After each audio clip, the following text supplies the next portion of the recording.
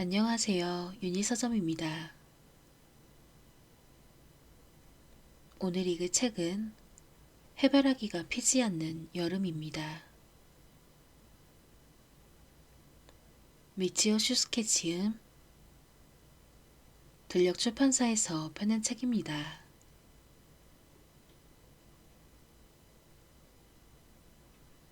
구독과 좋아요는 영상 제작에 큰 힘이 됩니다.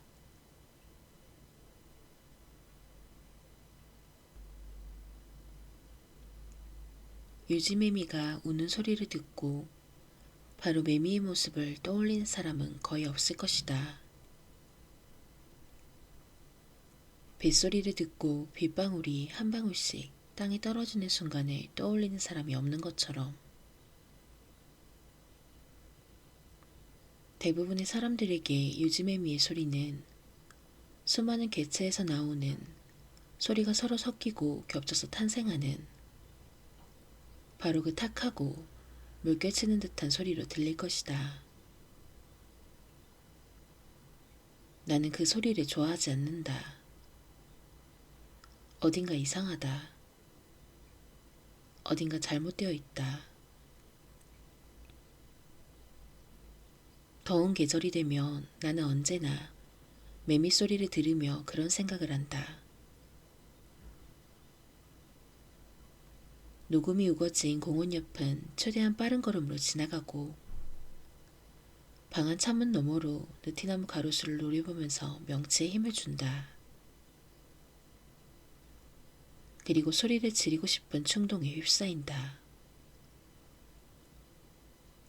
제발 그 소리 좀 멈춰 라고. 그 사건이 발생한 여름 나는 초등학교 4학년이었다. 당신에게는 3살짜리 여동생이 있었다. 세월이 흘러서 나는 어른이 되었지만 여동생은 아니다.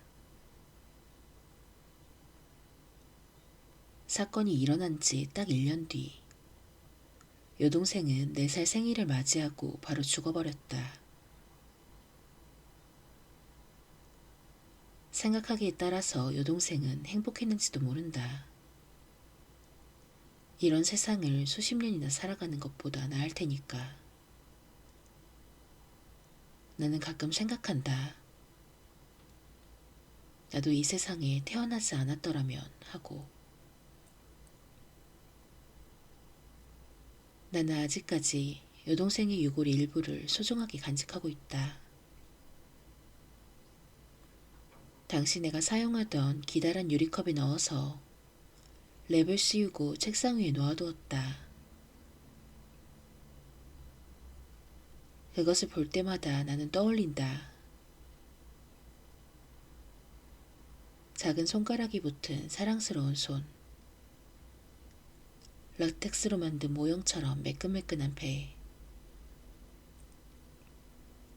죽을 때 내 무릎 위에서 온몸에 경련을 일으키며 잊지 마 라고 말하던 예쁘고 동그란 눈.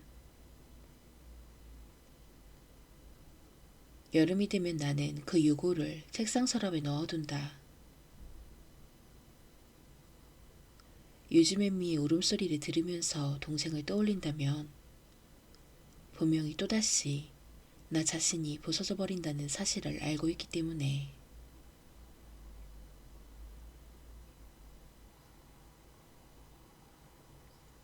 교실 7월 20일 바람소리가 무서웠다. 내 왼쪽이 늘어서 있는 창문 밖에서 아까부터 끊임없이 들렸다. 지금까지 한 번도 들어본 적 없는 소리. 으스스한 모습을 한 요괴들이 외치는 소리가 마구 뒤섞인 것처럼. 자, 모두 조용히 해라. 여러분은 이제 4학년이다. 다나베, 똑바로 앞을 보고 앉아라. 자, 다시 한번 말한다. 교단에서 파란색 운동복을 입은 이와무라 선생님이 송충이처럼 짙은 눈썹을 위아래로 꿈틀거리며 여름방학 주의사항을 전달하고 있었다. 나는 턱에 힘을 주며 입을 벌리지 않도록 온 힘을 기울였다. 자칫 입이 벌어지면 목속 깊숙이 억누르고 있던 비명이 이 사이를 빠져나와 한꺼번에 흘러나올 것만 같았다. 무서웠다. 내 자리가 창 쪽이 가장 가깝기 때문일까? 그래서 이렇게 무서운 소리가 들리는 걸까? 그런 생각이 들어 나는 살며시 뒷자리에 스미다를 돌아보았다. 하지만 역시 그 애는 창밖에 아무런 흥미를 보이지 않고 그저 멍하니 앉아 있을 뿐이었다. 왜? 나른한 듯이 잠긴 목소리로 스미다가 속삭였다. 나는 멋쩍어서 바로 앞을 보았다. 이건 부모님께 전달하도록 한다. 방학 중에 무슨 일이 생기면 반드시 학교에 연락할 것. 우리 집 전화 끊겼어요. 우하하하. 정말이야? 뻥이야. 우리 집이 S집이냐? 그 녀석 집은 진짜 끊겼대. 자, 모두 조용히 해라. 아직 여름방학이 아니다. 창밖. 낮인데도 잿빛 하늘. 거친 바다를 뒤집어놓은 것 같은 구름이 언제까지나 끝없이 빙글빙글 펼쳐지면서 엄청난 속도로 창틀 안을 왼쪽에서 오른쪽으로 흘러가고 있었다. 연락처는 조금 전에 나눠준 프린트 제일 아래쪽에 굵은 글씨로 쓰여있다. 129사요? 그게 뭐야? 답이야. 답? 아, 이거 뺄셈 문제 아니야? 그래, 그건 전화번호다. 그런데 방금 그거 재미있구나. 더구나 계산도 맞고. 우후, 쿠쿠쿠쿠. 뭐냐 너? 아얏.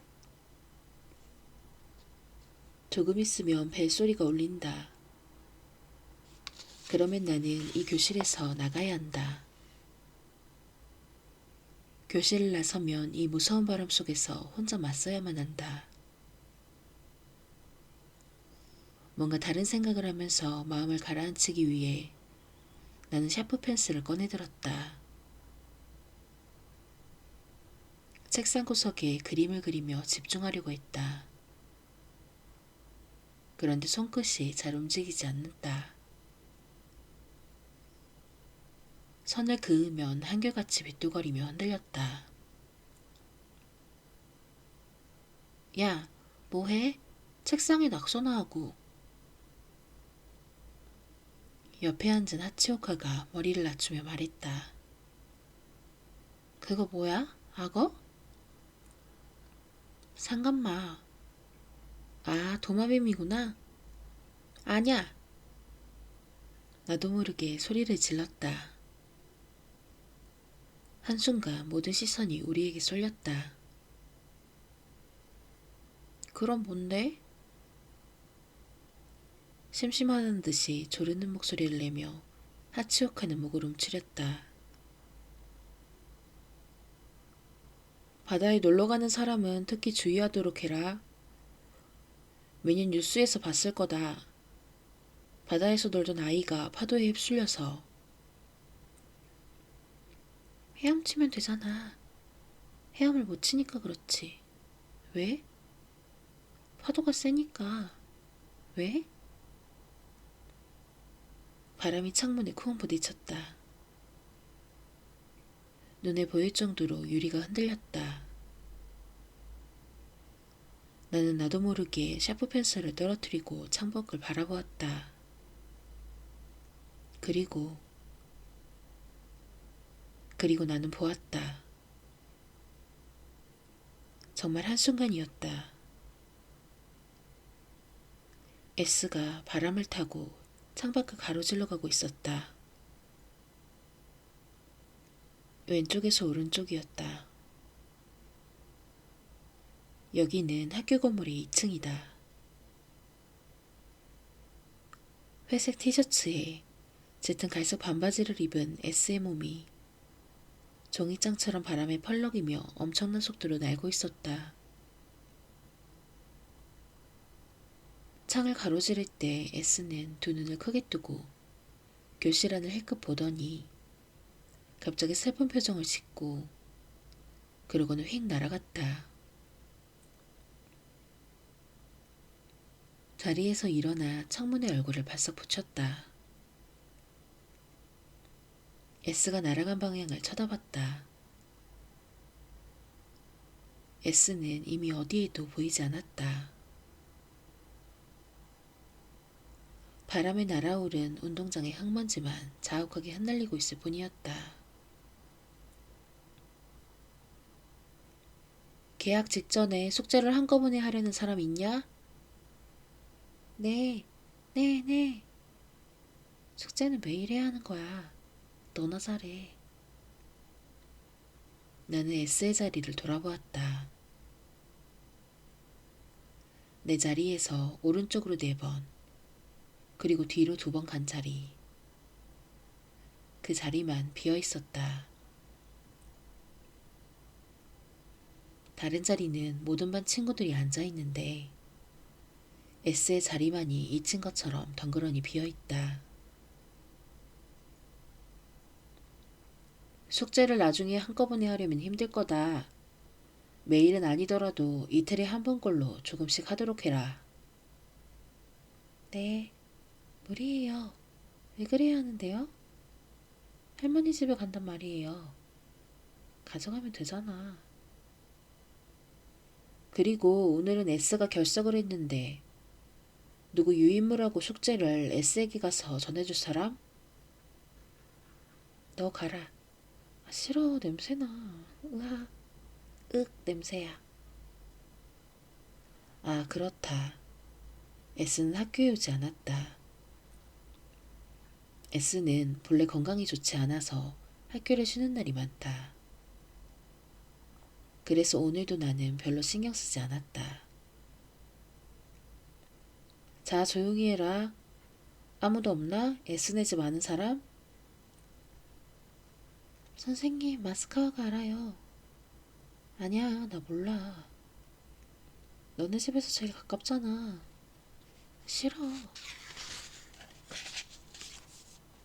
다시 한번 창문에 얼굴을 가까이 했다. S는 대체 어디로 간 것일까?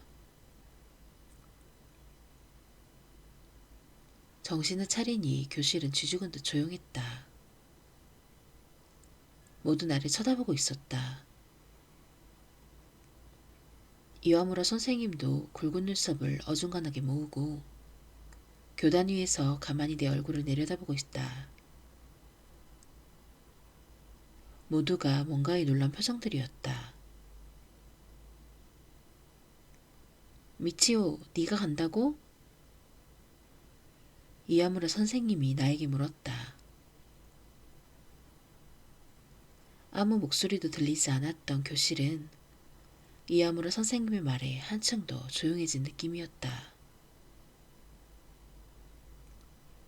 그리고 나는 비로소 알아차렸다. 어느새 나는 오른팔을 들고 있었다. 그러고 보면 아까 손을 들어야 한다고 순간적으로 생각한 것 같았다. 너 S네 집이 어딘지 아냐? 나는 선생님의 얼굴을 바라보며 고개를 끄덕였다. 이와무라 선생님은 눈썹 양끝을 쭉 내리고 이번에는 울면서 웃는 듯이 어색한 표정을 지었다. 그렇구나. 그래 잘 됐어. 그럼 나중에 S의 유인물과 숙제를 주마.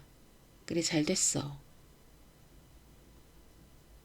이와무라 선생님은 혼자서 계속 고개를 끄덕였다. 그리고 다시 학생들을 바라보면서 약간 상기된 목소리를 냈다. 그래, S의 집에는 미치오가 유인물과 숙제를 갖다 주기로 했다. 너희 모두 친구가 결석을 하거나 어려울 때에는 미치오처럼 자진해서 도와주도록 해라. 알겠냐? 저 녀석 S랑 친해? 몰라. 냄새 안 나나? 야, 쟤가 쳐다본다.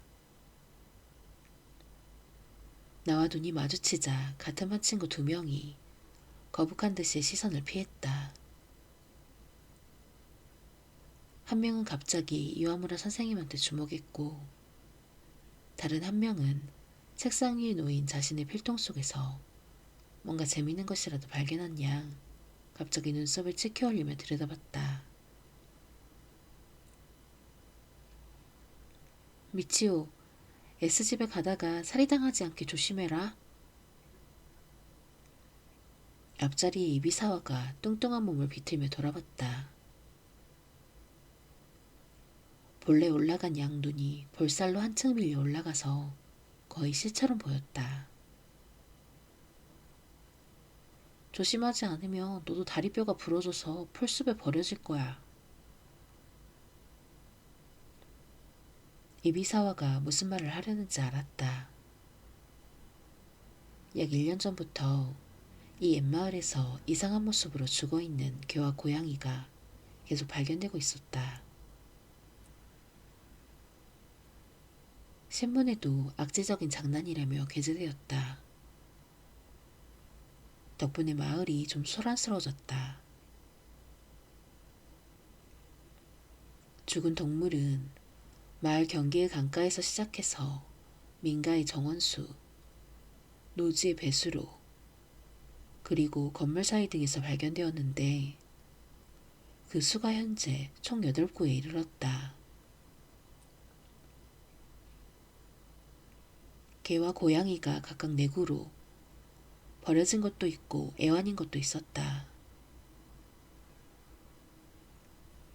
8구째는 바로 닷새 전인 7월 15일에 발견되었다.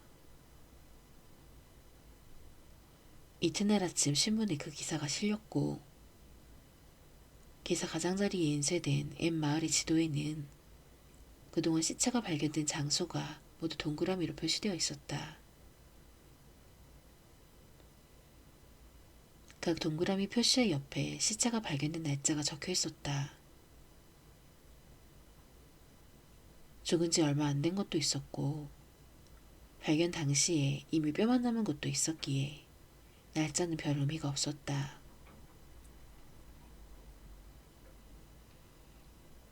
지도상의 동그라미는 마을 곳곳에 흩어져 있었다. 다음에는 시체가 어디서 발견될지 몰랐으므로 우리는 모두 겁에 질렸다.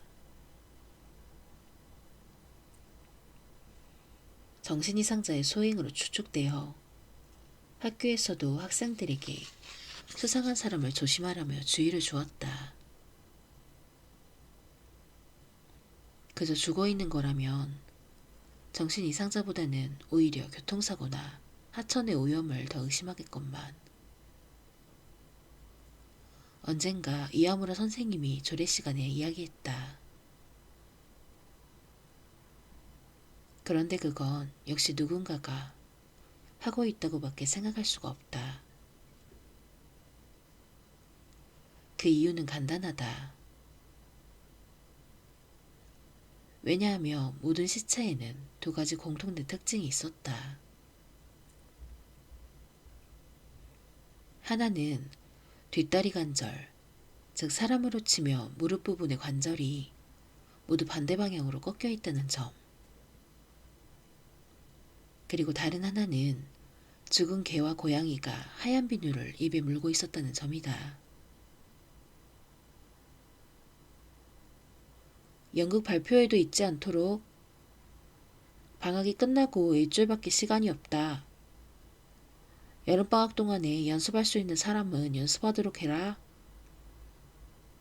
이때 벨소리가 울렸다.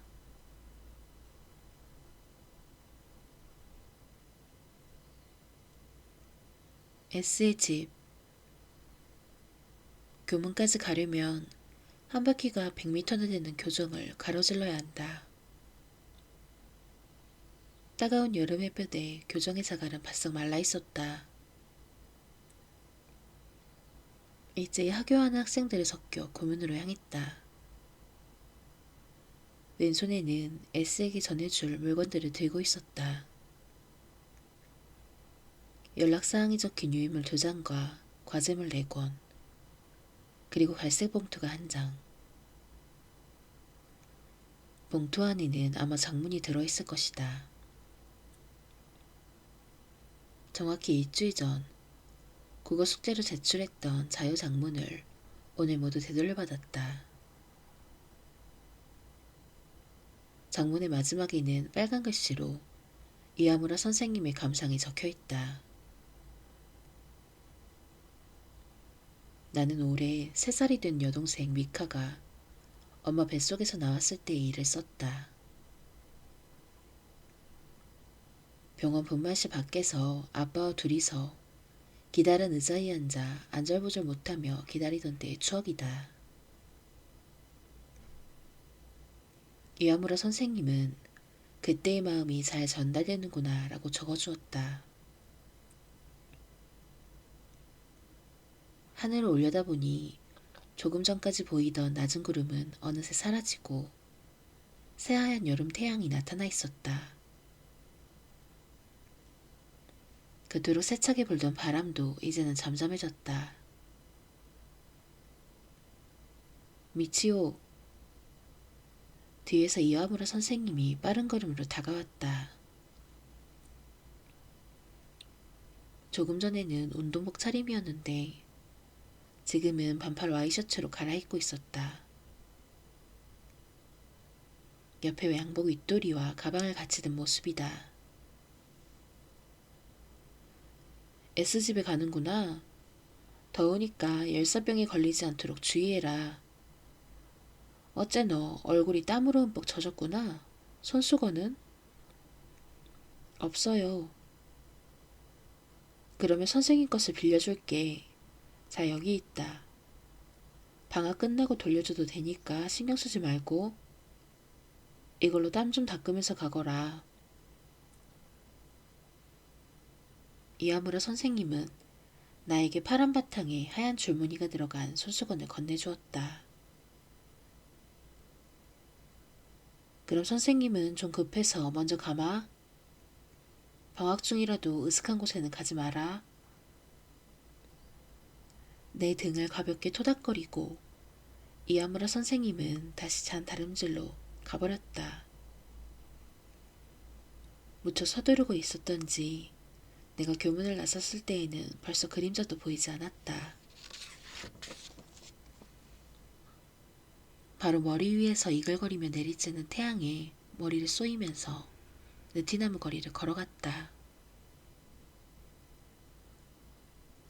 느티나무 거리는 교문에서 똑바로 뻗은 길로 양쪽에 키 큰 느티나무 가로수가 이어져 있는 돌변 도로다. 이름이 정말로 느티나무 거리인지는 모르지만 우리는 모두 그렇게 불렀다. 언제나 이 길을 따라 걷다 보면 앞에 걸어가던 학생들의 수가 점점 줄어들었다. 모두 곳곳에서 갈라지는 골목으로 들어간다. 아마 집으로 가는 지름길일 것이다. 길의 중간쯤에는 오른편으로 어린이 공원이 있었다. 그곳을 지날 무렵 내 앞에 가던 학생들의 모습이 모두 사라졌다. 공원 시계탑을 보니 커다란 바늘이 12시 20분을 가리키고 있었다. 걸어가면서 S에게 전해줄 물건들을 내려다봤다. 손에서 배어나온 땀이 갈색 봉투에 손가락 자국을 만들고 있었다.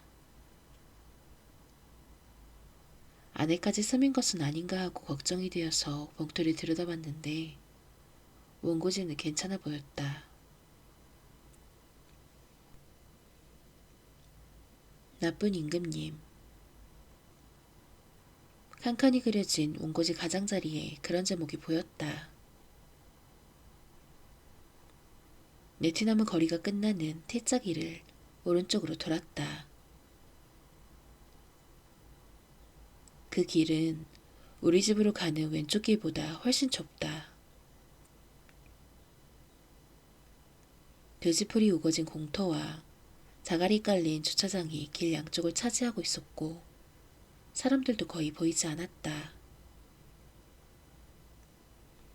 왼쪽 공터에서 미지근한 바람이 불었다. 그런데 그 바람 속에 이상한 냄새가 섞여 있었다. 손으로 코를 감싸며 바람이 부는 방향을 바라보았다. 공터에 올려놓은 것처럼 자동차 한 대가 버려져 있었다. 아주 오래되었는지 회색 도장이 부슬부슬 벗겨진 채였다. 누가 장난을 쳤는지 유리가 모두 산산조각 나 있었다. 자동차에 다가가서 유리가 없는 뒷좌석 창으로 안을 들여다봤다. 그 순간 나는 마치 얼굴을 얻어맞은 것처럼 상체를 뒤로 획 젖혔다. 고양이가 한 마리 죽어 있었다. 뚱뚱한 어른 고양이였다. 비바람을 맞아 가슬가슬하게 갈라진 시트 위에서 위를 보고 딱딱하게 굳어 있었다.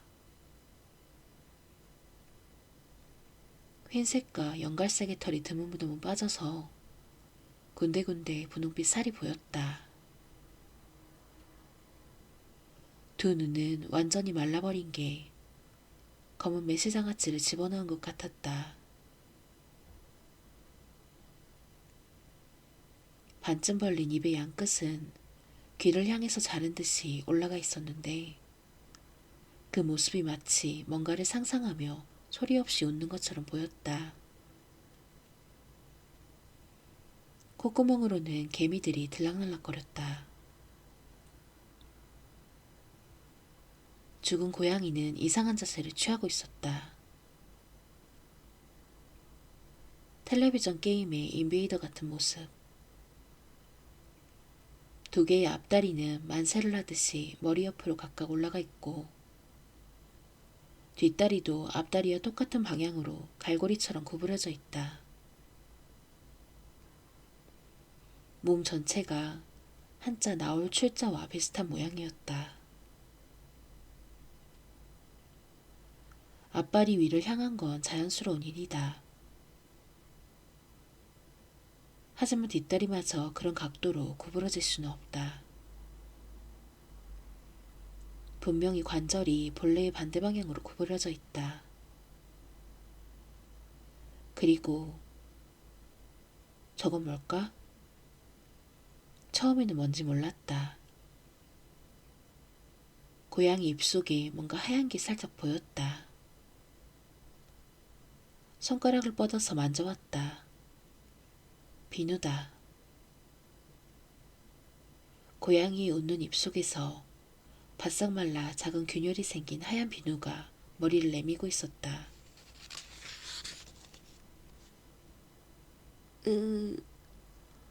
나는 마침내 상황을 파악했다. 바로 그 살해 방법이었다. 으악! 어느새 정신없이 뛰고 있었다. 심장이 목구멍에서 튀어나올 정도로 가슴속에서 난동을 부렸다. 앞에는 대밭이 무성하게 가로막고 있고 길은 좌우로 나뉘어 있다. 왼쪽으로 꺾이면 좁은 자갈길은 5미터도 채 못 가서 대밭으로 이어진다. 그 좁은 길이 끝나는 곳에 S의 집이 있다. 수많은 대나무가 벽처럼 좌우로 이어지는 좁은 길을 나는 단숨에 빠져나갔다. 대문 앞에 도착하자 나는 양 무릎을 붙잡고 숨을 헐떡거렸다. 머릿속이 바늘로 찌르는 것처럼 욱신거리며 아팠다. 아무리 공기를 들이마시고 또 마셔도 계속 부족한 느낌이었다. 고개를 들고 S의 집을 봤다. 문패는 보이지 않았다. 대신에 오른쪽 담의 한 곳에 문패가 있던 것 같은 정방향의 흔적이 보였다. 슬라이드식 검은 철제문이 조금 열려 있었다. 사람 한 명이 지나갈 수 있는 틈이다. 문 옆에 있는 초인종을 눌렀다. 안쪽 스프링이 고장났는지 초인종은 손끝에서 움푹 들어가 나오지 않았다. 벨소리도 들리지 않는다. 그때 바로 옆에서 무슨 소리가 났다. 고개를 돌리자 현관 왼쪽에 있는 계집에서 다이키치가 몸을 반쯤 내밀고 이쪽을 보고 있었다. 다이키치는 S가 기르는 개로 갈색의 회색 털이 섞인 마른 체구의 잡종이다. 1학년 무렵 처음 이곳에 놀러 왔을 때 다이키치를 만났다. 그때 다이키치는 아직 어린 강아지였는데 S의 말에 따르면 어느 날부턴가 우연히 같이 살게 되었다고 한다. 처음에는 럭키라는 이름을 붙였지만 아무리 봐도 이름과 어울리지가 않아서 결국 다이치키로 바꾸었다고 했던가?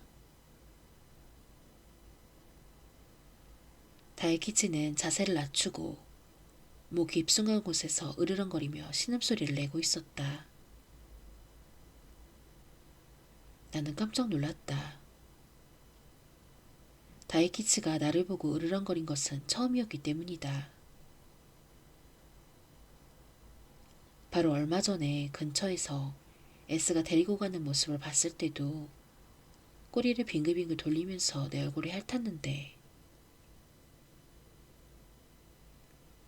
내가 대문 안으로 한 발을 내밀자마자 다이키치가 쏠쏠같이 계집에서 뛰쳐나왔다.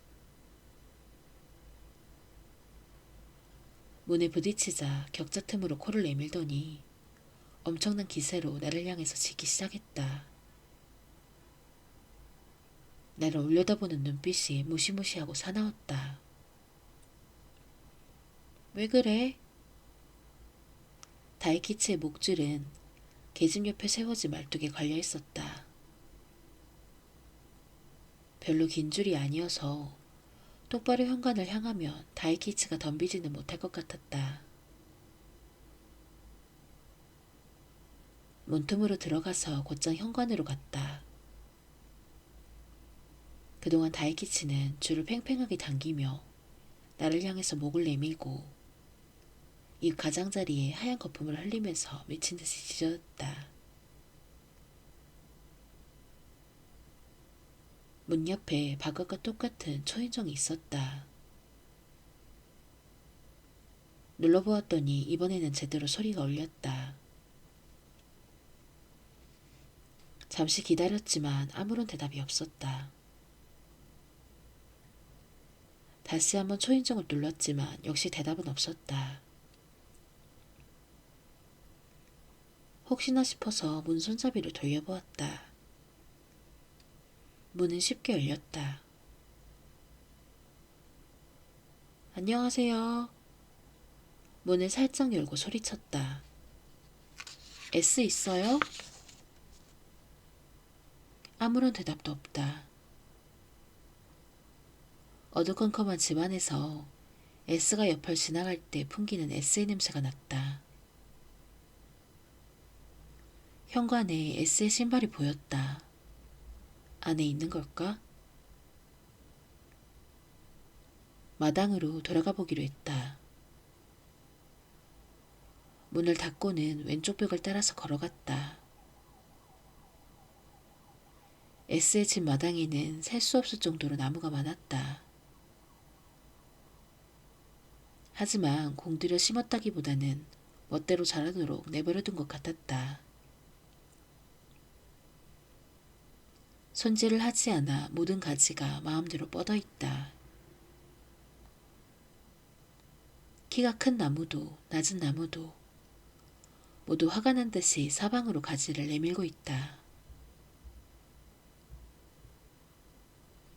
마당 바로 바깥쪽으로 넓은 상수리나무 숲이 이어졌고 그 경계에는 낮은 대울타리가 서 있었다. 시끄러울 정도로 유지매미가 울어댔다. 그 유지매미 소리에 섞여서 희미하게 끼익끼익하는 이상한 소리가 들렸다. 붙잡힌 쥐가 소리를 지르는 것처럼 높고 가늘고 거슬리는 소리다. 뭘까? 고개를 갸우뚱거리면서 마당에 접힌 마루를 따라서 슬금슬금 발을 떼었다. 끼익끼익. 마당으로 난 유리문은 대부분 닫혀 있었지만 가장 안쪽의 문만은 왠지 열린 것 같았다. 바람에 흔들리는 황토색 커튼 자락이 창틀 아래쪽으로 가끔씩 나부꼈다. 그 정면에 수많은 해바라기들이 활짝 피어 있었다. 끼익끼익. 이상한 소리는 걸음을 뗄 때마다 점차 또렷해졌다. 무슨 소리지? 가장 안쪽 문 앞에 섰다.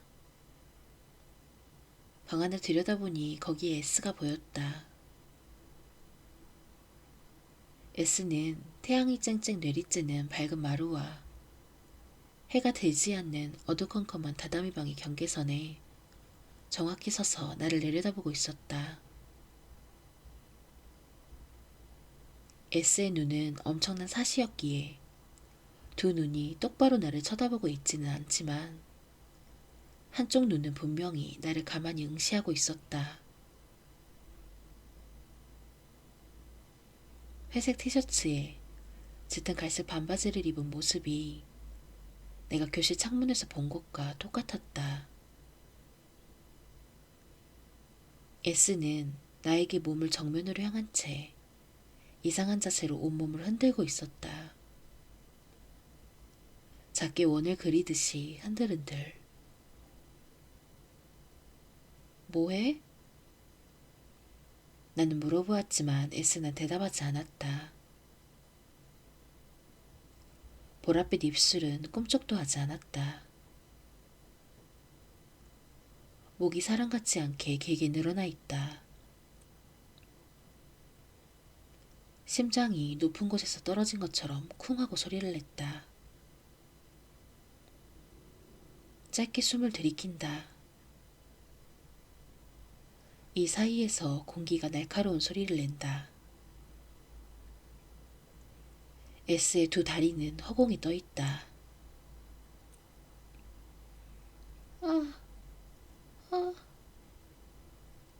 반바지에서 뻗어나온 S의 허벅지 안쪽에서 진흙 같은 것이 흘러내리고 있었다.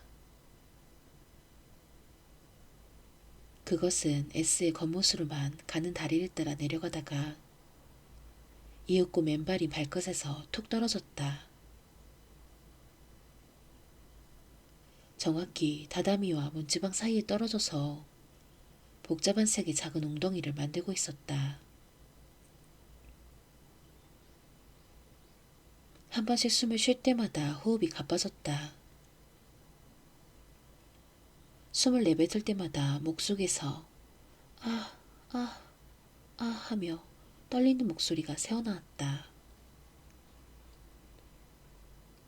유즈매미의 높은 소리에 머리가 눌린 것처럼 나는 그 자리에서 꼼짝할 수가 없었다. 등받이가 있는 의자 하나가 S의 바로 뒤에 뒹굴고 있었다. S의 목에 묶인 밧줄은 발 위에 있는 최강청으로 이어져서 그 격자 사이를 한 바퀴 감은 다음에 셀레로 비스듬하게 내려왔다.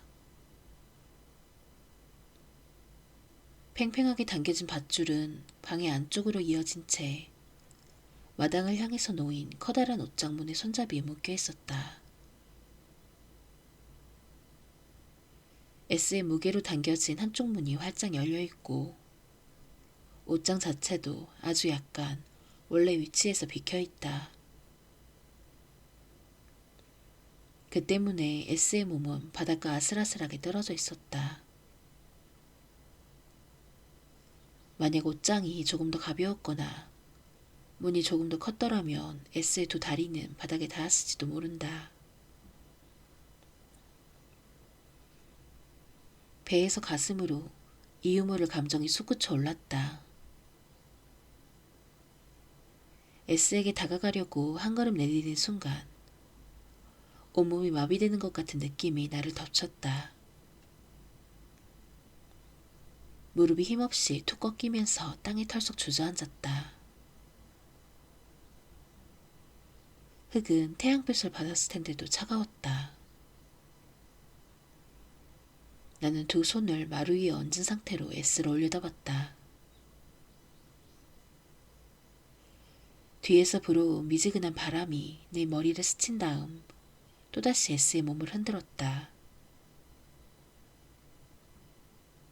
끼익 하는 소리가 날카로운 칼처럼 위에서 내 귀를 찔렀다. 나는 S의 모습을 더 이상 볼 수 없었다. 두 눈을 꽉 감고 천천히 손발을 주워 모으듯이 일어섰다. 다리를 움직였다. S를 등지고 마루를 따라서 왔던 길을 돌아갔다. 콧속에 실룩거리며 경련을 일으킨다. 턱이 떨리고 입속에서 이가 탁탁 부딪힌다. 다리에 힘이 들어가지 않아 잘 걸을 수가 없다. 뒤에서 삐걱거리는 밧줄 소리가 나를 쫓아오는 것처럼 들린다.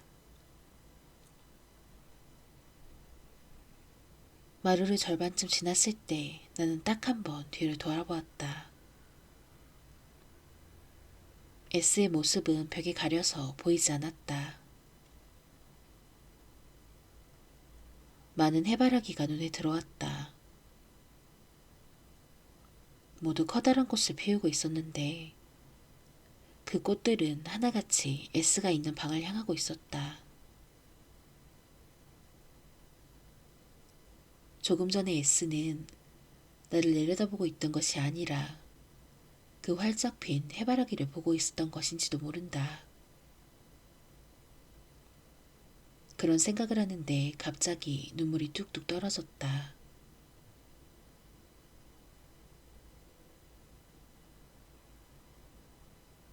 학교. 학교는 쥐죽은 듯이 조용했다. 지나다니는 사람이 없는 복도는 어딘지 모르게 다른 건물의 일부 같았다. 1층 복도를 따라가서 교무실 문을 열었다. 무슨 일이냐? 6학년을 맡고 있는 니시카키 선생님이 돌아보며 물었다.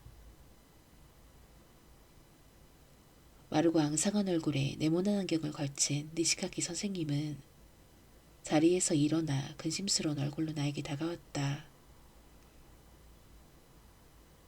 우는 거냐? 무슨 일인데? 너는 아마 4학년에 이아무라 선생님 계세요? 목소리가 떨렸다. 말을 한 뒤 폐가 벌룩거리며 멋대로 움직였다. 아, 이아무라 선생님은 안 계시는데. 그런데 이아무라 선생님이 아니면 안 되는 거냐? 무슨 일인지 선생님이 들어줄게. 자, 이제 그만 울음을 그치려무나. 그리고 니시카키 선생님은 내 어깨를 토닥거렸다. 미치오, 누구하고 싸운 거니? 음악 담당인 도미자와 선생님이 걱정스러운 얼굴로 다가왔다. 이아무라 선생님은 퇴근하셨단다. 뭔가 일이 있으신 것 같던데. 어느새 교무실에 있던 선생님들의 시선이 모두 나를 향하고 있었다. 나는 당황했다. 내가 본 광경을 누구에게 어떻게 설명하면 되는 걸까?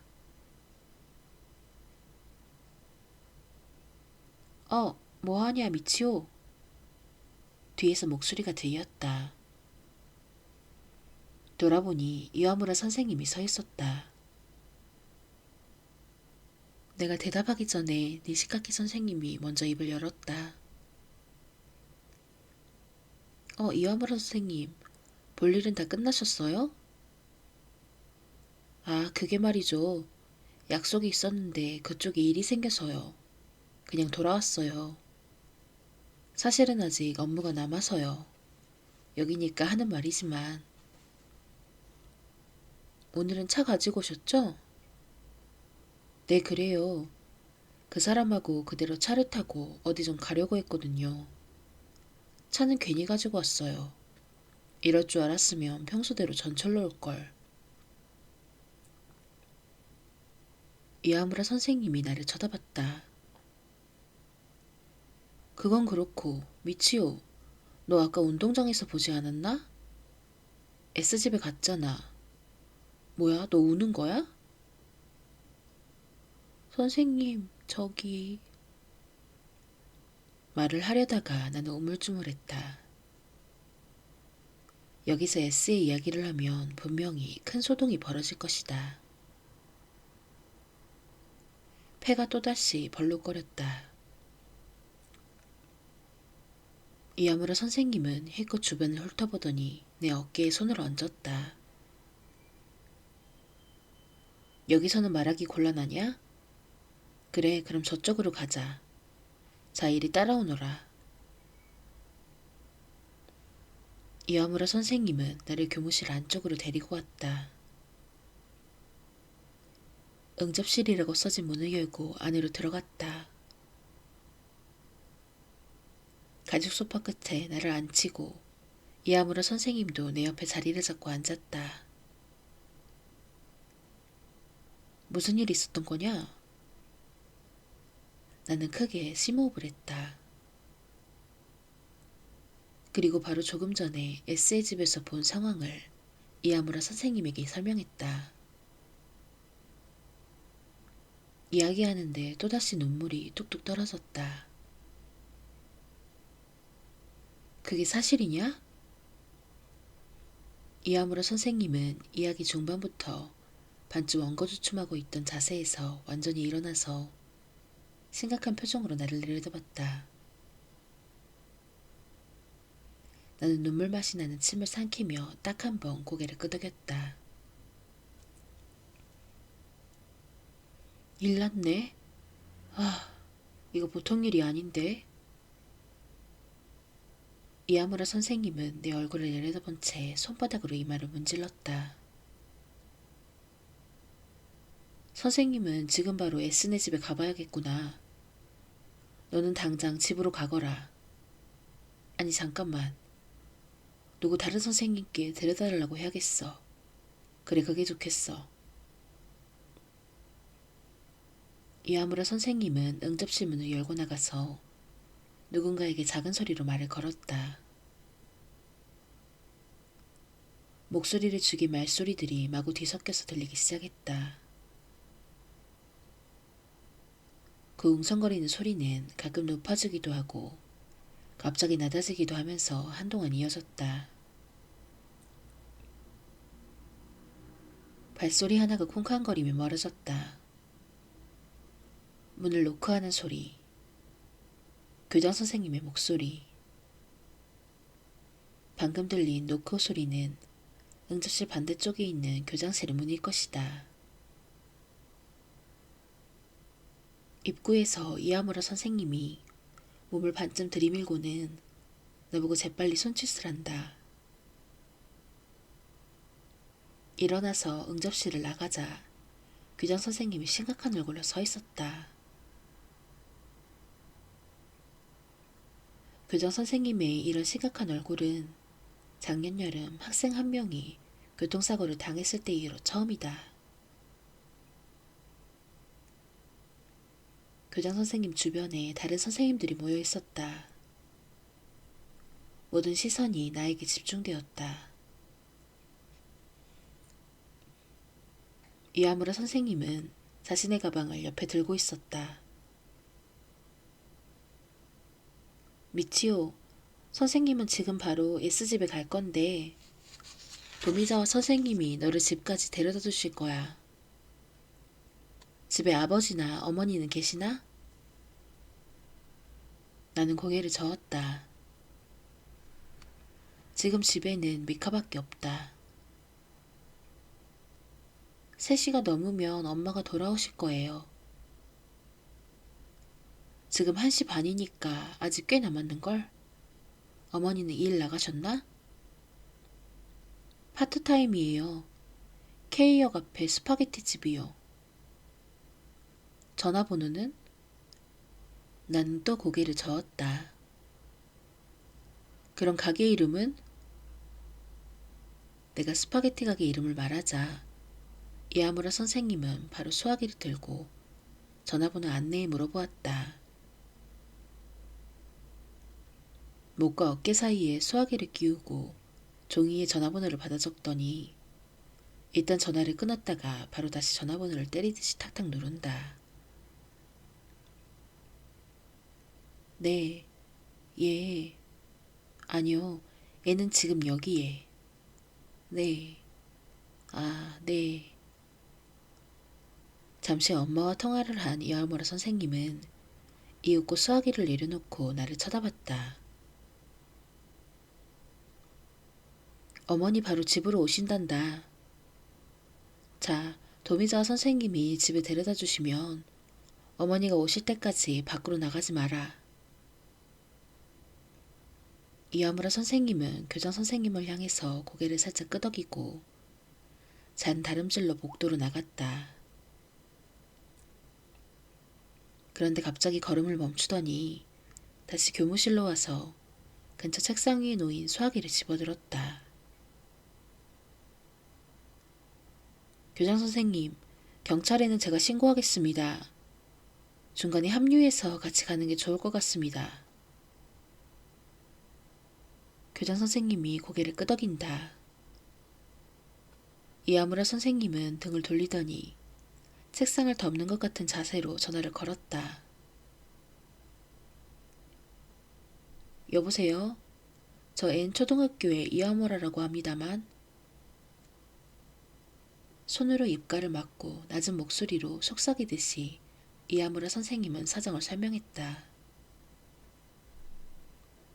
구체적으로 뭐라고 설명을 하는지는 잘 들리지 않았다. 잠시 후 전화를 끊고 이아무라 선생님은 교장 선생님한테 인사를 한 다음 다시 교무실을 나갔다.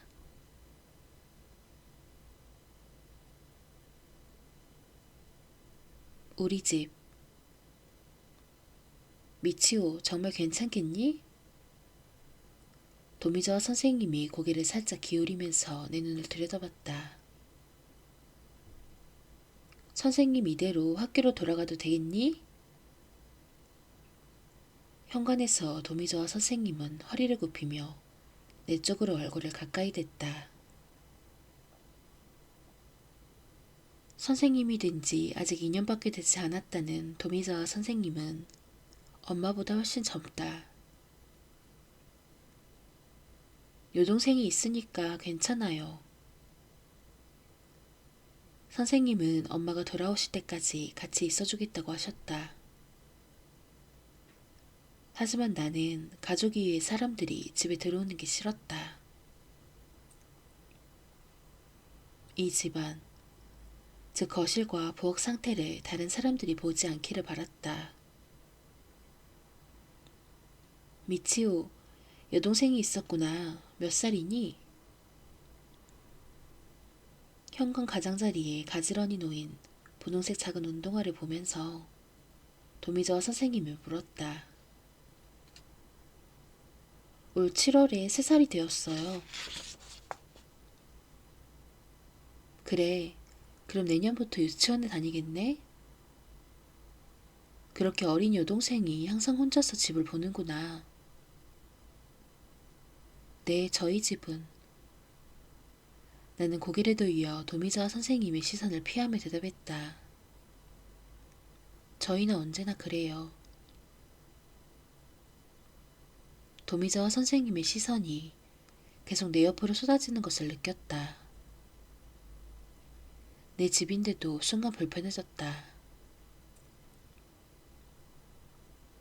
애들끼리 있을 때에는 집에 있어도 조심하렴. 문단속 잘해야 하고. 그 요즘에 이상한 소문이 있잖니. 개하고 고양이가. 계단 위에서 미카가 나를 불렀다. 그 소리에 나는 구원받는 기분으로 2층을 올려다본다. 도미자와 선생님도 그쪽을 바라봤다. 저기가 너희들 방이구나. 계단을 올라가 제일 처음에 있는 방이 나와 미카가 같이 사용하는 방이다. 저기 저요. 동생 밥 차려줘야 하는데요. 미치오가 밥을 하니? 아니요. 밥은 엄마가 일 가시기 전에 준비해놓고 가세요. 저는 전자레인지에 데우기만. 미카가 2층에서 다시 한번 나를 불렀다. 선생님, 정말로 이제 괜찮아요. 엄마도 분명히 곧 오실 거고요. 도미자와 선생님은 잠시 망설이는 표정으로 나를 내려다보더니 마침내 털썩 어깨 힘을 뺐다. 그럼 정말 조심하고 만약 무슨 일이 있으면 바로 학교에 연락하렴. 나중에 이와무라 선생님이나 어쩌면 경찰 아저씨가 오실지도 모르겠구나. 아마 이것저것 물어보실 것 같은데. 더 이상 할 말이 생각나지 않는지 도미자와 선생님은 그저 딱하다는 눈으로 나를 바라봤다. 도미자와 선생님이 현관 밖으로 나간 뒤 나는 현관문을 단단히 잠갔다. 계단을 올라가다가 S에게 전해줄 물건들을 아직도 가지고 있다는 사실을 깨달았다. 이것은 나중에 이야무라 선생님한테 돌려줘야 하는 걸까? 나왔어. 문을 열었더니 방 안이 후끈거렸다. 코로 숨을 들이쉬기만 해도 실내 온도가 높다는 사실을 알 수 있다. 나는 잠긴 창문을 풀고 활짝 열었다.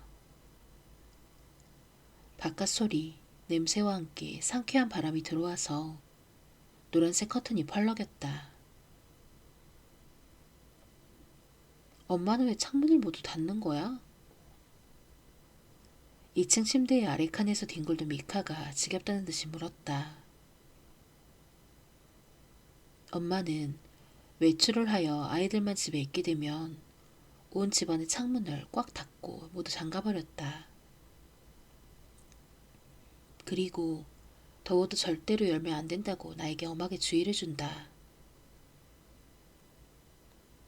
방금 열어둔 창문도 엄마가 돌아오면 다시 닫아야 한다. 겨울에는 괜찮지만 여름엔 정말 참기 힘들다.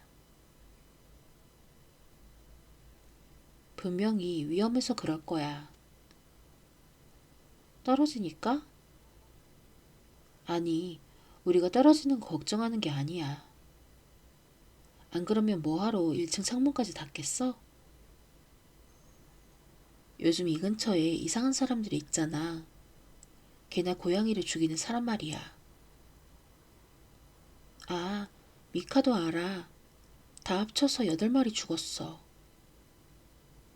나는 말없이 고개를 끄덕였다. 조금 전에 9마리째를 본 사실을 말하지 않았다. 책가방을 책상 옆 고리에 걸었다. S에게 전해줘야 했던 물건은 책장의 오른쪽 가장자리가 비어있기에 일단 거기에 꽂아두었다. 도감이 꽂힌 칸이다. 오빠, 오늘은 늦었네? 응, 일이 좀 있어서. S의 이야기를 해야 할까? 나는 망설였다. 그런데 아까 그 사람은? 아, 선생님이야. 음악 담당하는 도미자와 선생님. 오빠 말썽 부렸구나? 미카는 짓궂으면서도 어딘지 모르게 진심으로 걱정하는 투로 말했다. 요즘 들어 미카는 부쩍 자주 그런 태도를 보였는데 예전의 엄마 모습 그대로다. 예전이라는 것은 미카가 태어나기 전이다. 그런 미카를 보는 동안 왠지 가슴이 차츰 미어졌다. 이어서 계속 억누르고 있던 긴장과 불안이 급격하게 나를 덮쳤다.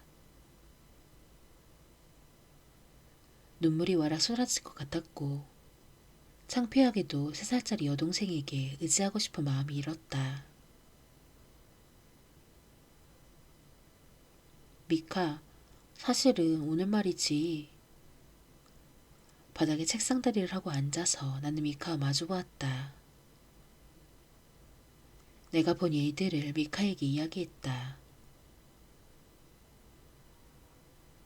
우와! 미카의 반응은 내 예상을 훨씬 뛰어넘었다. 미카가 S에 대해 눈 사이가 멀지 않아? 라고 물었기에 나는 조금 놀랐다. 미카, 본 적 있어? 걔하고 같이 가는 거 본 적 있어. 그러고 보면 전에 다이키치를 산책시키는 S와 마주쳤을 때 미카도 같이 있었다. S 오빠 왜 죽었는데? 몰라. 그런데 뭐? 미카는 얼른 되받았다. 미카의 대화 속도는 사실 같은 반 친구들보다 훨씬 빠르다. 이 상태로 9살이나 10살이 되면 도대체 어떻게 되는 걸까? 그때는 내 머리가 따라가지 못할지도 모른다. 그런데 어쩐지 알 것 같긴 해. 나는 미카에게 S가 반 친구들과 잘 지내지 못한 일을 이야기했다. 미카는 이야기를 다 듣고 잠시 가만히 있다가 나에게 물었다. 오빠는 그런 짓 하지 않았지? 그런 짓? S 오빠를 괴롭힌다거나. 나는 바로 대답을 못했다. 물론 반 친구들, 특히 이비사와 나, 하치오카처럼 일부러 S를 괴롭힌 적은 단 한 번도 없다. 하지만 S가 슬퍼 보일 때 자진해서 먼저 말을 걸거나 웃어 보인 적이 있냐고 물으면 고개를 저을 수밖에 없었다. S하고는 사이가 괜찮은 편이었던 것 같은데? 미카의 시선을 피하며 나는 대답했다. 나쁘지는 않았던 것 같은데. S가 나 말고 다른 친구들하고 이야기하는 건 거의 본 적이 없으니까. 나의 모호한 대답에 미카는 아무런 대꾸도 하지 않았다. 나는 눈길을 돌린 채 가만히 입을 다물고 있었다. S의 일이 생각나서 마음이 점점 무거워졌다. 나는 정말 S하고 사이좋게 지냈던 걸까? 누군가와 비교해보고 나서야 비로소 괜찮은 사이였다는 식으로 생각되는 관계는 아니었을까? 반 친구들은 S가 자살했다는 소식을 듣고 어떤 표정을 지을까? 모두 S 이야기를 할 때면 한결같이 입을 휘죽거렸다. S가 죽은 일도 역시 휘죽거리는 얼굴로 이야기할까? 지저분한 농담을 섞어가면서 웃을까? 그 모습을 보면 내 기분은 어떨까? 오빠, 밥 먹자. 어? 내가 고민하거나 슬퍼할 때 미카는 항상 이렇게 전혀 상관없는 말을 꺼낸다. 마치 나를 불러 세우는 것 같은 미카의 말에 나는 언제나 구원받는 기분이 들었다. 그래, 배고프지? 우리는 같이 식당으로 내려갔다. 식탁 위에 볶음밥 2그릇이 랩에 쌓여 있었다. 그릇 위에 놓인 숟가락 중에서 하나는 플라스틱 손잡이 부분에 도레미짱이라는 은표 모양의 머리를 한 아기가 프린트되어 있다. 미카는 도레미짱을 아주 좋아하니까 라며 엄마는 이 캐릭터가 그려진 물건들을 사오지만 그건 어디까지나 엄마 혼자만의 생각이다. 전자레인지에 볶음밥을 넣고 타이머를 적당히 맞춘 다음 나는 마당으로 나가는 유리문을 열었다. 잡초가 무성한 잔디에서 숨 막힐 듯한 풀냄새가 났다. 그와 함께 음식물 쓰레기 썩는 냄새가 코를 찔렀다. 창 바로 바깥에 쓰레기가 가득 찬 봉투가 잔뜩 놓여 있다. 그렇다고 해서 모든 쓰레기를 마당에 내던지지는 않는다. 저 마당에 놓인 쓰레기는 집에서 넘쳐 흐른 것들이다. 우리 집은 식당, 부엌, 거실도 모두 쓰레기 투성이었다. 엄마가 버리지 않기 때문이다. 나는 수거일에 맞춰서 몇 번이나 쓰레기를 내다 놓으려고 시도했지만 그때마다 엄마는 한비로 그런 짓 하지 말라며 소리를 질렀다. 아빠도 쓰레기를 버리려고 했지만 나처럼 한번 엄마가 화낸 것을 본 뒤로는 완전히 포기해버렸다. 무슨 일에서든지 아빠는 포기가 빠르다.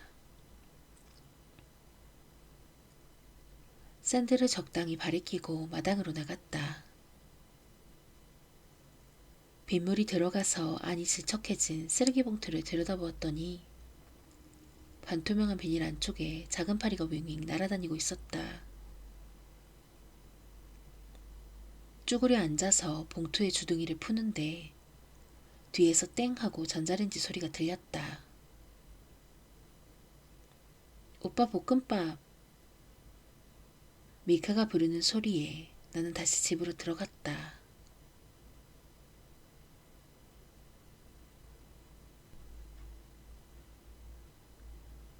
엄마. 그러면 오는 거야? 미카가 입을 옴쓸거리며 묻는다.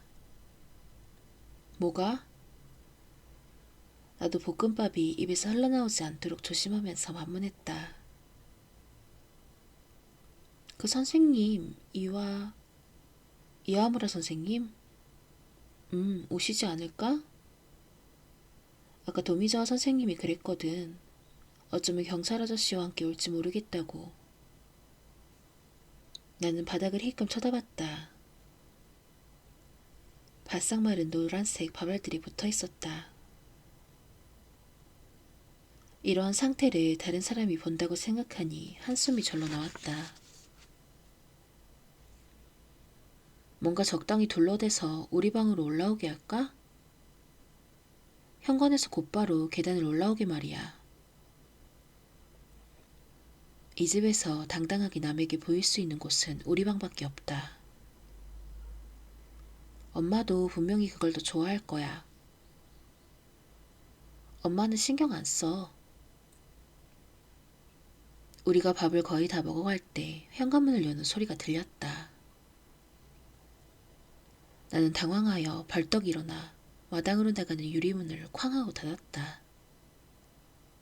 오빠, 2층 창. 미카가 짧게 말했다. 아, 내가 소리를 냈을 때 엄마는 이미 부엌 입구에 서서 들여다보고 있었다. 땀에 젖은 긴 머리카락 몇 가닥이 해초처럼 얼굴에 붙어 있었다. 지금 뭐하고 있었니? 차가운 목소리가 귀에 꽂혔다. 나는 마치 심장을 움켜잡힌 것 같은 느낌이었다. 파리가 있었어요. 나는 적당히 둘러댔다. 유리창 밖에 파리가 붙어있는 게 기분 나빠서 쫓아버렸어요. 파리가 기분 나쁘니? 엄마는 그 자리에서 나를 내려다본 채 입술 양끝을 끌어올렸다.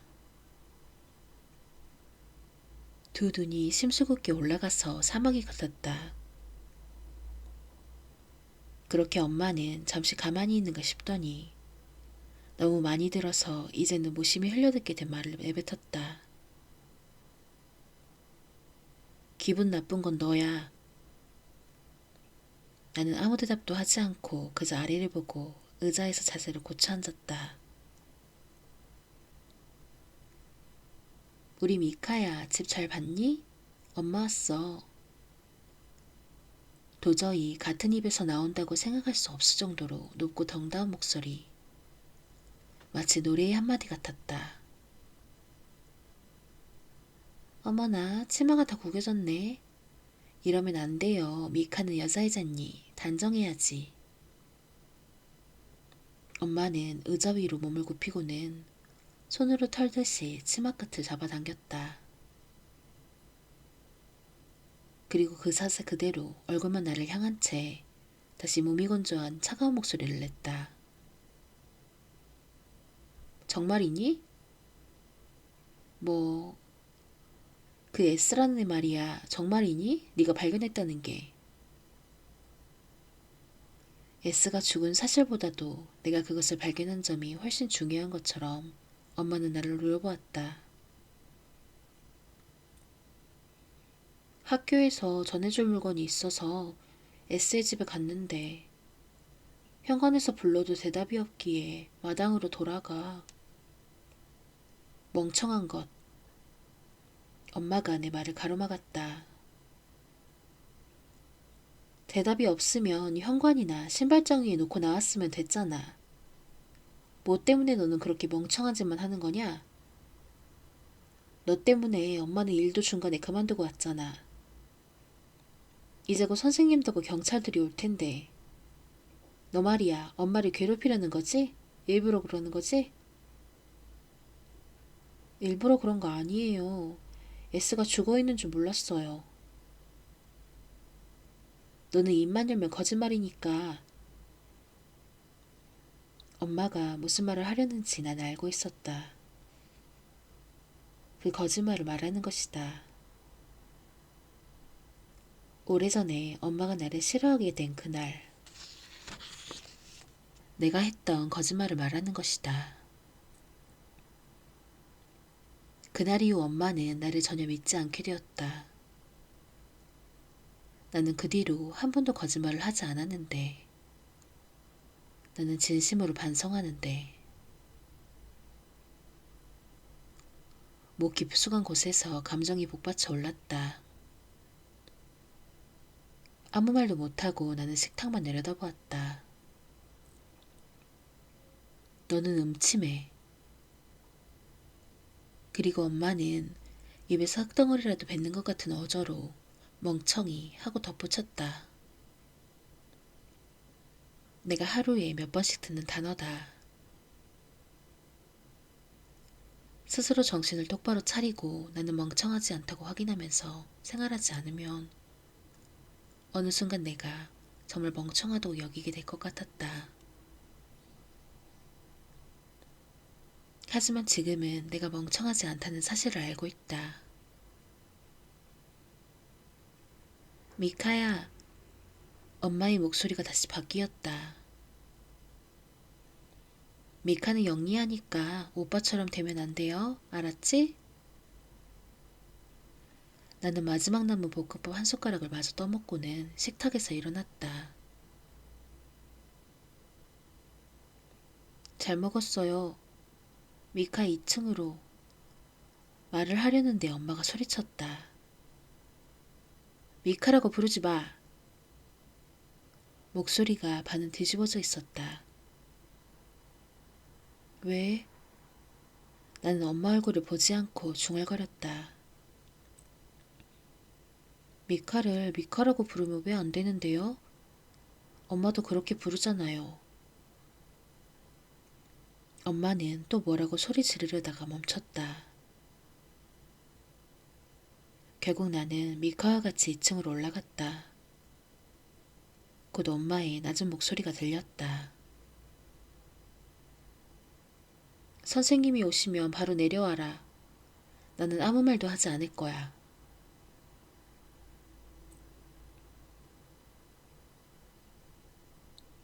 S의 몸. 2층 창문은 안 들켜서 다행이야.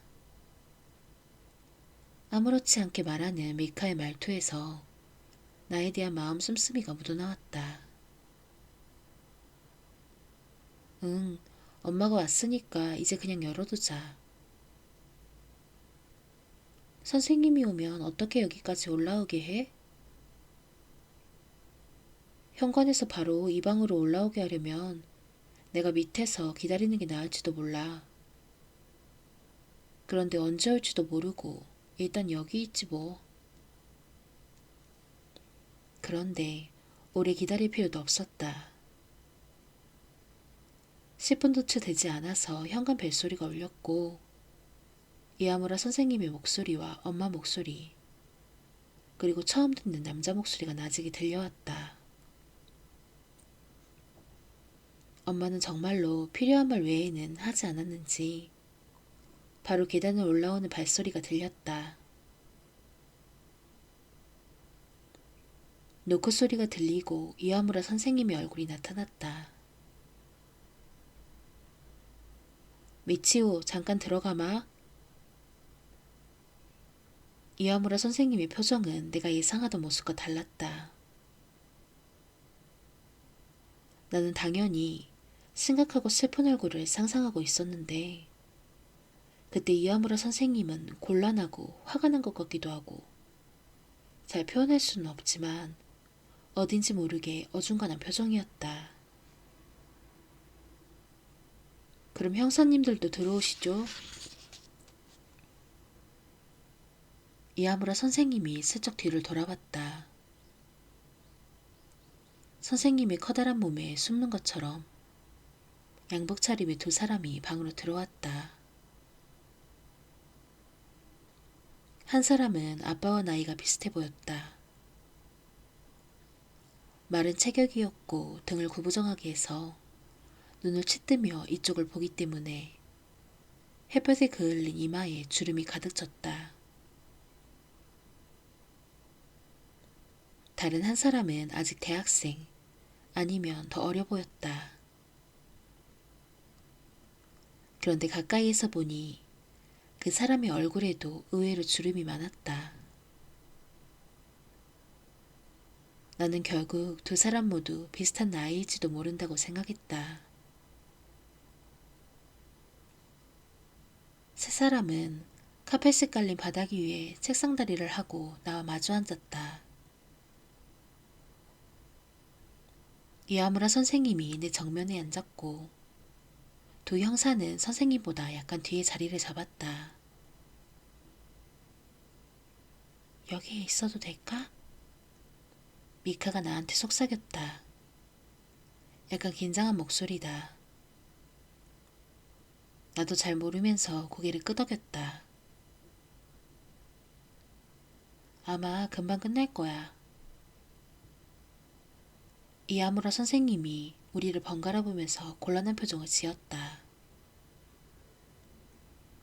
형사들이 자기소개를 했다. 나이 들어 보이는 사람은 다니오라고 했다.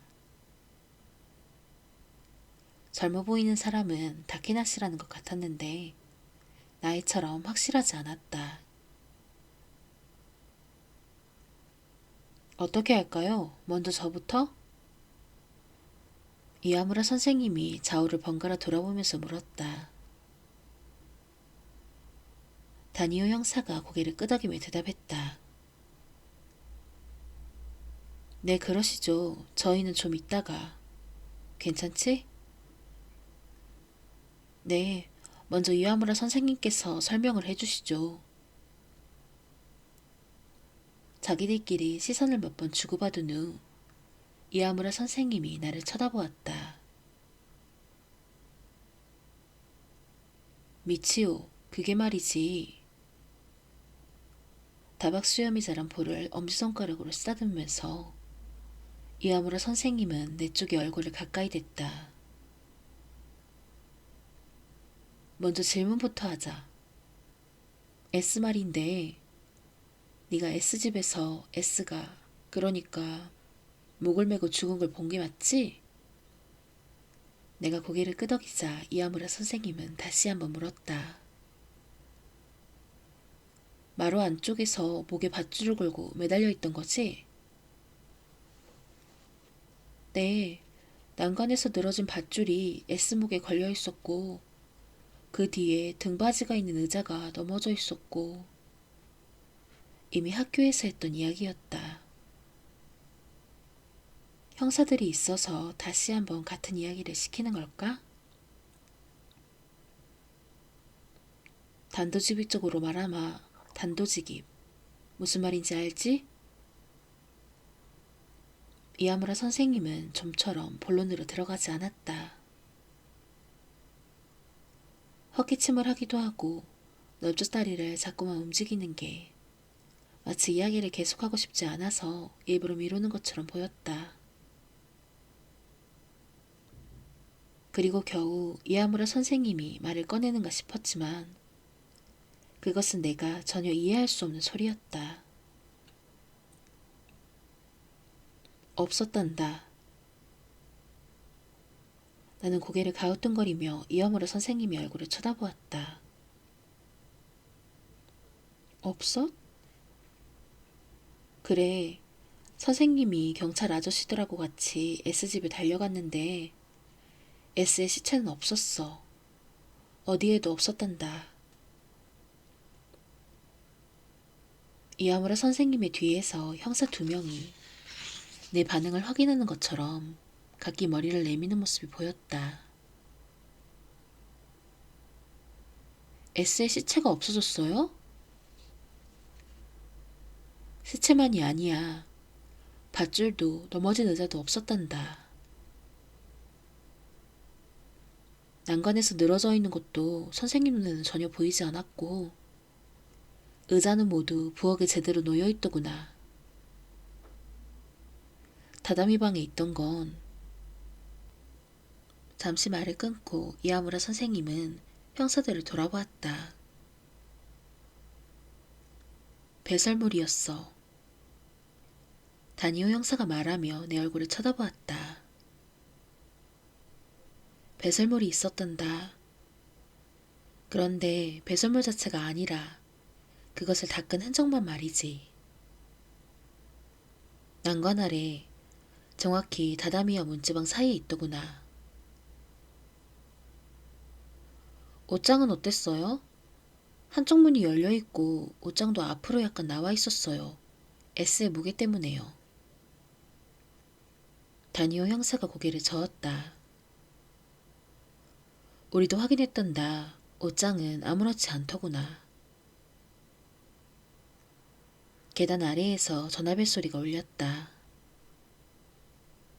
계단을 올라오는 발소리가 다가오더니 엄마 목소리가 들렸다. 형사님, 전화 받으세요. 다니오 형사의 눈치대 다케나시 형사가 방을 나갔다. 아무튼 확인하고 싶은 건 이아무라 선생님이 다시 입을 열었다. 네가 정말로 S가 목을 메고 있는 걸 보았느냐 하는 거야. 이아무라 선생님은 지금 무슨 말을 하는 걸까? 지금 경찰 사람들이 S집에서 여러 가지 조사를 하고 있단다. 바닥에 떨어진 배설물 흔적이라든지 난관에 무슨 흠집이 남아있지 않나. 다시 말해 거기서 S가 정말 목을 맨 건지 조사하고 있단다. 하지만 만약 네가 본 것이 무슨 착각이었다면 경찰은 그런 일을 할 필요가 없다는 거지. 나는 어리둥절해서 이야무라 선생님의 얼굴을 유심히 바라보았다. 내가 잘못 보았다고 말해주기를 바라는 걸까? 하지만 그게 착각일 리가 없다. 그런 걸 잘못 볼 리가 없다. 밧줄이 삐걱거리는 소리도 확실하게 기억했다. 흔들거리던 S의 몸도 이 두 눈으로 똑똑히 봤다. S는 정말로 목을 메고 죽어 있었어요. 난간에서는 밧줄이 늘어져 있고 그 밧줄을 목에 메고 S의 바로 밑에 제쳐간 것이 떨어져 있는 것도 그때 봤어요. 그래. 이와무라 선생님은 입을 굳게 다물고는 집게 손가락으로 귀 뒤를 긁었다. 다케나시 형사가 돌아왔다. 아까와 같은 자리에 앉더니 이와무라 선생님 뒤에서 다니오 형사에게 뭐라고 귀옛말을 했다. 다니오 형사는 입을 오 하고 벌리고는 잠시 천장을 올려다보았지만 이윽고 천천히 이와무라 선생님에게 시선을 돌렸다. 뭔가 아셨습니까? 이와무라 선생님의 질문에 다니오 형사는 주저하듯이 고개를 끄덕였다. 꽃시장에서 일하는 S의 어머니하고 연락이 된 모양입니다. 이미 집에 들어가신 것 같은데요? 그게 전부인가요? 네, 아니 뭐... 다니오 형사는 잠시 텀을 둔 다음 오물거리는 말투로 말을 이었다. 정말로 있던 모양입니다. 난관에 정확히 밧줄 정도의 굵기로 아래에서 잡아당긴 것 같은 자국이요. 그리고 옷장 앞 다다미에는 옷장을 잡아 끈 것 같은 흔적도 발견된 모양이고요. 그 말에 이와무라 선생님은 아주 의외라는 얼굴을 했다. 그 모습에 나는 화가 났다. 이번에는 다케나시 형사가 입을 열었다. 배설물 흔적에 대해서는 아직 본격적인 분석을 시작하지 않은 것 같습니다만 수박씨가 섞인 걸 확인한 모양입니다. 수박씨 하고 이야무라 선생님이 중얼거렸고 다니오 형사가 설명을 덧붙였다. S의 어머니에게 확인한 바에 따르면 S는 어젯밤에 수박을 한 조각 먹었답니다. 이야무라 선생님은 목 속에서 신음소리를 냈다. 책상다리를 한 무릎 위에 두 손을 올려놓고 힘껏 버티는 것처럼 가만히 아래를 내려다보았다. 나는 어지간히 짜증이 났다. 난관에 밧줄의 흔적이 있는 것은 당연하다.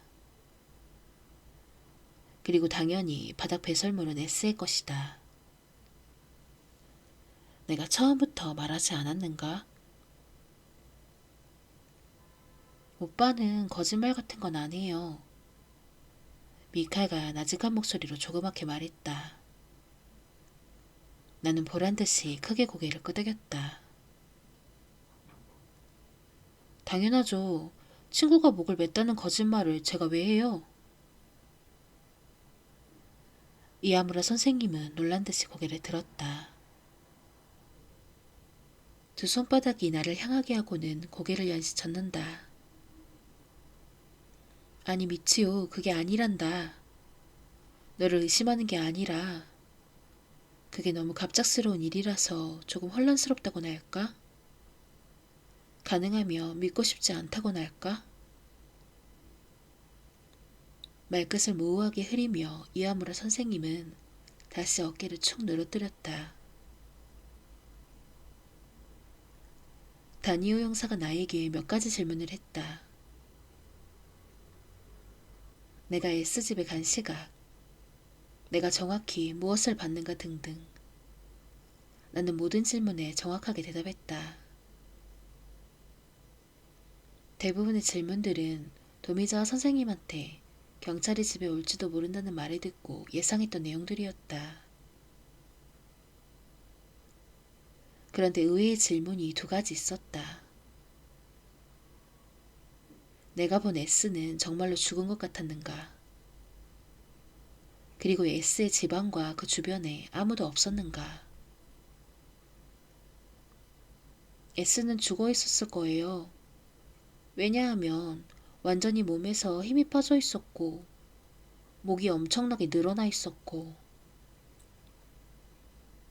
내 대답에 다니오 형사는 입을 굳게 다물었고, 다케나시 형사는 어깨를 움츠렸으며, 이아무라 선생님은 한숨을 내쉬었다.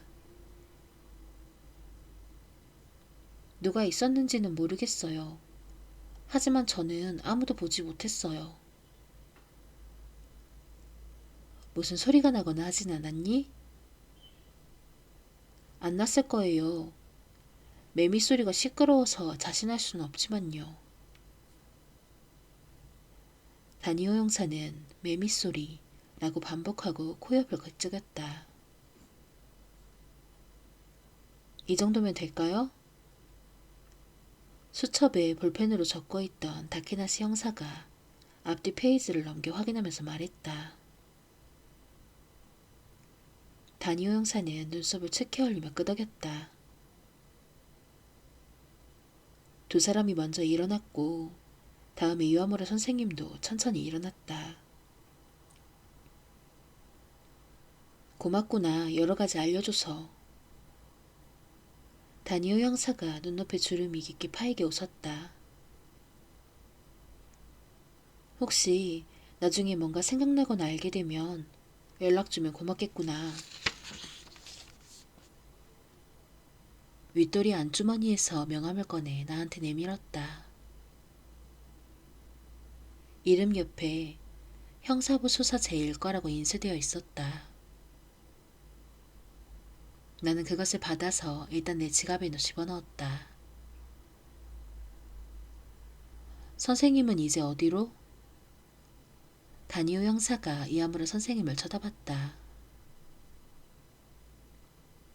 학교로 돌아가 봐야 합니다. 대책을 강구해야죠. 그럼 중간까지 같이 가시죠. 우리는 현장에 돌아가거든요. 사람들을 모아서 빨리 주변을 수색해야 해서요. 뭐 이미 소수인원으로 시작되었지만요. 이 지역에서 외부로 나가는 차선을 대상으로 검문 준비도 진행되는 것 같고. 검문? 아, 그렇군. S에. 이아무라 선생님은 힐끔 나를 보고 뒷말을 삼켰다.